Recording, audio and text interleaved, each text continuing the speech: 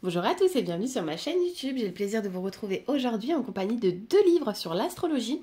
Alors il y en a un, les deux sont parus chez le Lotus et l'éléphant, déjà comme ça c'est simple. Un c'est l'astrologie et l'amour et le deuxième qu'on verra juste après c'est l'astrologie des maîtres de l'Inde. Alors je me suis d'abord attaquée à celui-ci, ça m'intéressait de voir un petit peu l'astrologie de l'Inde, donc j'en ai appris beaucoup. Je continue petit à petit de faire des thèmes astrales à la mode indienne du coup pour m'améliorer, que ça rentre, que pour l'instant c'est pas un acquis si vous voulez, mais en tout cas c'est super bien expliqué, vous allez voir. Allez, on le voit après celui-là, ce gros pavé, c'est parti. Hop, je me suis mis à un autre endroit de l'atelier, on verra, j'ai l'impression qu'on voit bien par ici. Donc celui-ci, il fait partie de la bibliothèque mystique de chez le Lotus Éléphant, je sais pas si vous connaissez cette collection, c'est une belle collection avec une couverture rigide, c'est très joli dans la bibliothèque, voilà, c'est des vrais petits bijoux en fait. Donc qu'est-ce qu'on nous dit ici? Vous voyez déjà, c'est doré, ça réfléchit, c'est très joli. Alors il est de Luciana Calvelti, je vous ai fait un petit post sur Instagram déjà, donc vous pouvez avoir le lien direct du compte Instagram de cette charmante autrice. Comprenez et transformez vos schémas relationnels grâce à votre thème astral. Ça m'intéressait en plus l'astrologie et l'amour. J'ai pas de livre d'ailleurs sur l'astrologie et l'amour. Si j'en ai peut-être un, mais il m'a pas marqué quoi. Voilà. Donc là je suis trop contente. Il est au prix de 21,95 €. Donc là ici vous avez l'Instagram, le Lotus et l'éléphant. Un petit mot sur l'autrice, donc bulletin des étoiles, pratique l'astrologie dans une démarche d'amour de soi. Elle accompagne les femmes et aide à se reconnecter à leur sagesse intérieure et à celle des astres afin d'exprimer leur puissance et leur potentiel pour construire une vie alignée et pleine de sens. Avec ce livre, vous allez découvrir une approche inédite qui mêle astrologie et développement personnel pour mieux vous connaître et transformer vos schémas relationnels. Dans ce guide pratique, l'astrologie Luciana Calvelti vous donne toutes les clés pour comprendre vos relations affectives grâce à votre clé de naissance. Vous pourrez explorer votre thème astral pour éclairer vos chemins relationnels et comprendre comment les transformer. Ce que votre thème astral révèle de vos mécanismes relationnels, donc ça c'est ce que vous allez découvrir à travers ce livre, comment honorer vos besoins émotionnels et affectifs grâce à la Lune, comment assumer vos désirs et cultiver vos plaisirs grâce à Vénus, comment identifier et transformer vos schémas grâce aux planètes lentes. Donc voilà pour ce livre-ci, on va découvrir un petit peu quelques mages et le sommaire.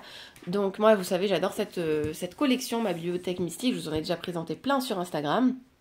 D'ailleurs il y en a quelques-uns que j'ai donné parce que je les ai rachetés en format poche. Voilà, j'adore ce format, mais c'est vrai que bon, je commence à ne plus avoir de place. Là, j'envisage de racheter une bibliothèque.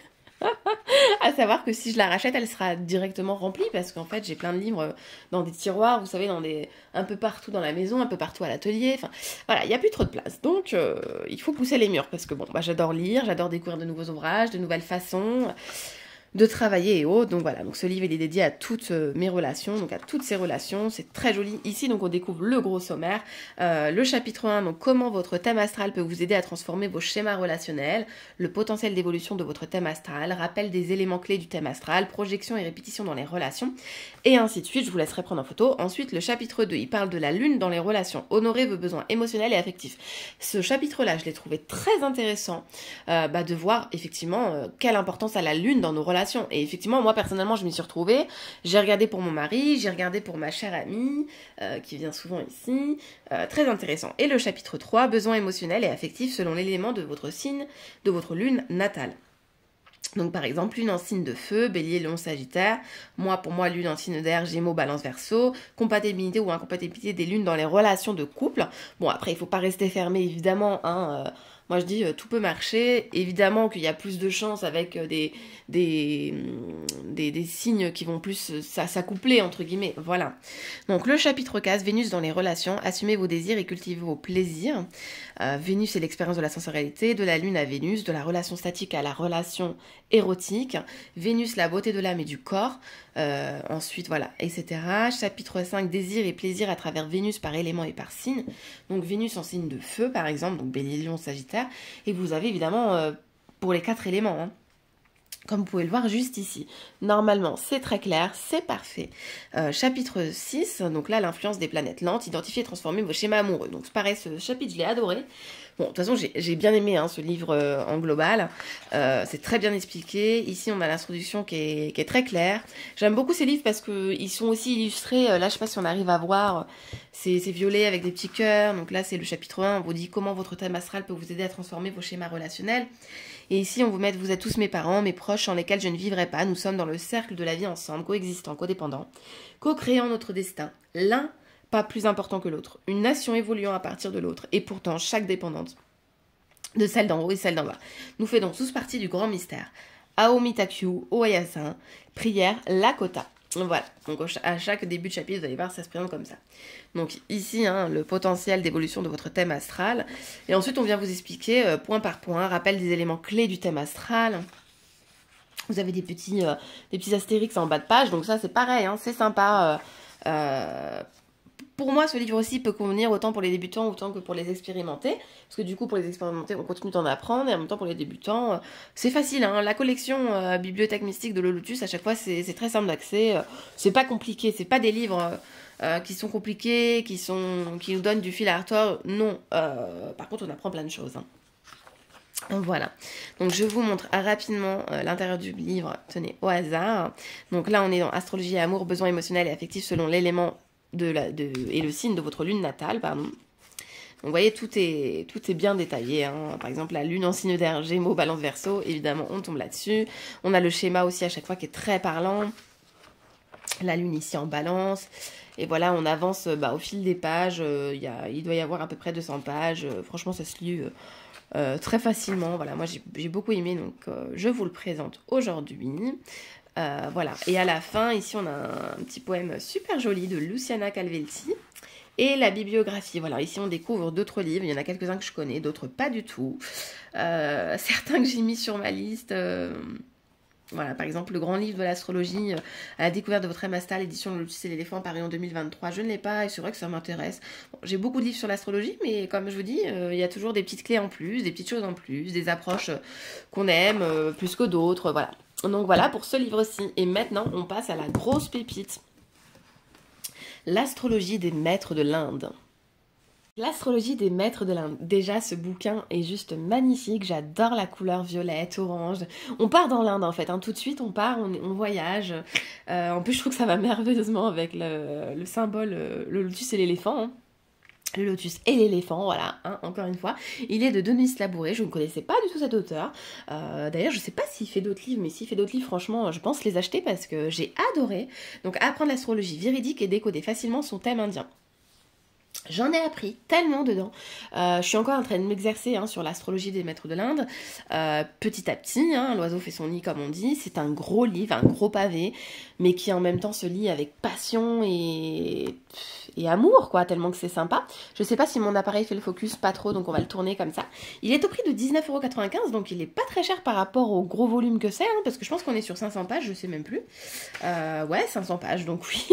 Donc ça va, c'est très correct. Donc l'astrologie des maîtres de l'Inde, aussi appelée Yotis, je sais pas si je le dis bien, est profondément enracinée dans la culture indienne et continue d'être pratiquée et respectée par de nombreuses personnes dans le monde entier.